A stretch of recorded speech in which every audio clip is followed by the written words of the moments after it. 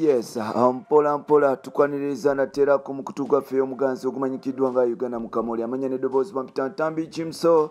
Rich Boya Maxud Junior. Abakyala mwegobeko omuzimu gw'obwavu ogubatawanya nobeerawo nga tolinamu yadde ekikumi ng'ozunga buzunzi, tolina future. Lwasa ayogedde ensonga lwaki yasuulawo Diana Nabatanzi n'amulangira okubeera n'omuzimu gw'obwavu kwogata n'okuba nti oba oliawo ssaawa zino ebiseera byalina tebikyali by'okuggyako Angel mpola mpola mukyala w'omupya gwe yafunye. Twakugamba Limoja Kimso Uganda Mukamoli tetuleeta palapase nabwe kityo twasaze tubeere tuyingira system munda tusobole okuba ntukutuusaako biki bitambula mu ggwanga mpola mpola. Big up news of natambula nange nkwagala nnyo blood wange yensonga lwaki nasalawo okuba nti seba kankutuusaako buli kimu kyonna nga bwe kitambula. Ngenda tumirako baby sweetheart mutima gw'eggwanga Promise Rana Kenzo ogamba otya akaswiti akansubira oli bulungi baby Docas Jazz ogamba otya akaswiti mukwano gwange big up yourself ntumirako na buli omu yenna mpuliriza katongole Julie n'abasigaddewo mwenna olunaku lwaleero ffenna tukimanye nti Diana Nabatanzi bulijjo Diana Nabatanzi mukyala mukulu nno akola ku kibayita BBS Telefina amaanyi gamweddemu ne ku weekend show yagikoze oluvannyuma lw'omusajja mukulu amanyikiddwa nga Legendary Ras okuvaayo n'awasa omukazi omulala era ng'omukyalo ono yamwanjudde. Omukyalo ono si mulala bamuyita Angel yamwanjudde Saidi Zeruwero mpola mpola over the weekend. Kino kyashokinza abantu era nga bannamawulire bavudde ne batandika okubuuza Lwasa ne bamugamba nti owaaye kiki ennyo olwaki wasazeewo okuba nti oyanjula Angel ate nga ffenna tukimanyi nti ogenda kuba nti oyanjula Diana Nabatanzi mpola mpola. Wano nno omusajja mukulu yavuddeyo n'atutegeeza nti abakyala b'e Uganda especially abawala b'ennaku zino abasinga balina obuzibu nti abakyala bano baliko omuzimu gw'obwavu. Omuzimu gw'obwavu genda gubatawanya mpola mpola. Omukyala abeera n'ekisiraani ne bumwa bizinesi gena maaso nakuba nti ekwata agamba nti Diana Nabatanzi yavaayo n'amukolera buli kimu ekyakabi. Yamugulira emmotoka n'amuzimbira amaka pereketya era nga n'amuwa buli kimu ekyetaagisa wabula omutima gw'ono omukyala alinako omuzimu gw'obwavu ogumutawanya nti ekigere kye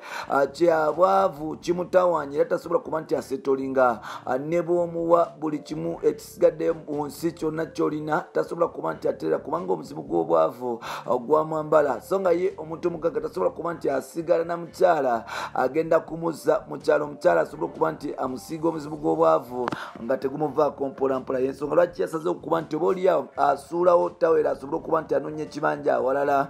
mpola mpola era nga wetwogerera mukyala mukulu ono omusajja mukulu yagenze mu maaso n'okuba nti akuba embaga okutokosa embaga mwala manyikiddwa ngo bayita Angel. Lwasa agamba nti yawa Nabatanzi bizinesi ng'oba oliawo asuubira nti anaagenda mu maaso n'okwekulaakulanya wabula omukyalo ono yagenda mu maaso n'okuba nti akola bintu bya kisiru byokka kutandika kuba nti ayonoona ssente n'okuba nti oba oliawo bizinesi agiteekamu mikwano gye egitalina kyegitemuzimba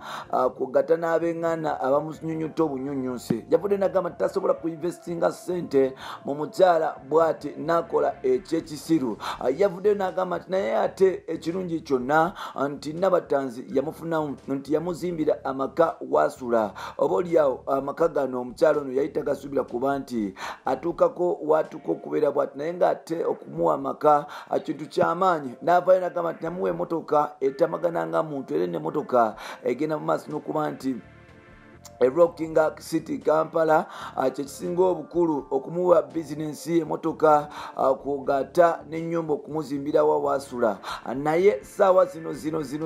agenza okulaba ng'ebizibu by'omukyalo ono biyitirivu ne bw'anamuwa ensi namba tajja kuba nti amusobola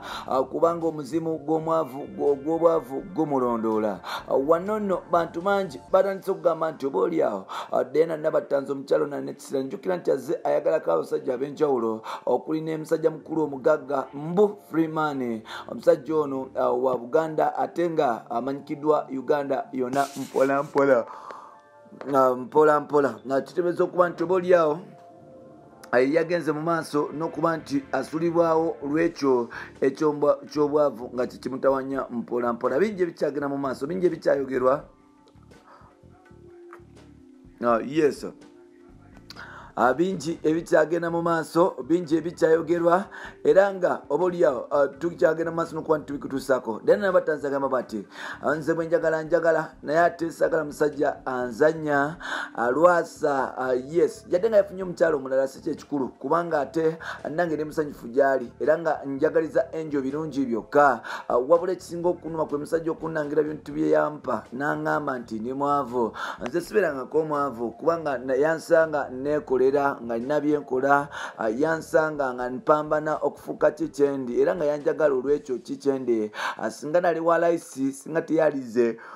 omukyala wa layisi wabula yandaba nga ne mukyala wa kitiibwa kyova olaba yasobola okuba nti ajja gyendi ebyo byonna byayogera abyogera olw'okuba nti oba oliawo twafunyemu obutakkaanya yafunye ne kapyata omupya kubanga ffenna tukimanyi nti abasajja bwe bafuna abakyala abapya bagenda mu maaso n'okuba nti bagenda mu maaso n'okuba nti bateekawo embeera naye nze simulinako tabu yonna agenze yetolemu afune essanyu awalala wali njagala aligenda mu maaso n'okuba nti anoonya mpolampola Lwasa agenze mu maaso n'okuba nti answaza eri eggwanga lyonna answaza mu famire yange answaza ne mu mikwano gyange aba midiya mbadde manyi nti oba oliawo omusajja ono agenda mu maaso n'okuba nti atuula kubanga talina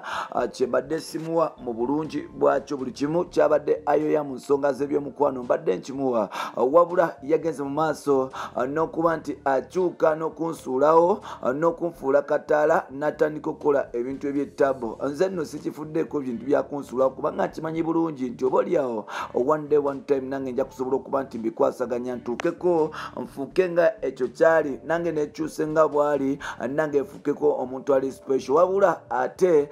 yes ebintu byogamba lugenda mawulire kunangira obwavu kintu kibi nnyo ddala jjukira wabaddewo olutalo wakati wabannamawulire ababiri okuli Precious Remy nga ono akola ku Spark TV 100.2 zina Galaxy FM mpolampola gye bazze bakola ebintu byabwe ng'oba oliawo balwanira omusajja ono nga bagamba nti nga buli omu amwagalako kopi mpolampola bagenda mu maaso n'okuba nti beeroga era nga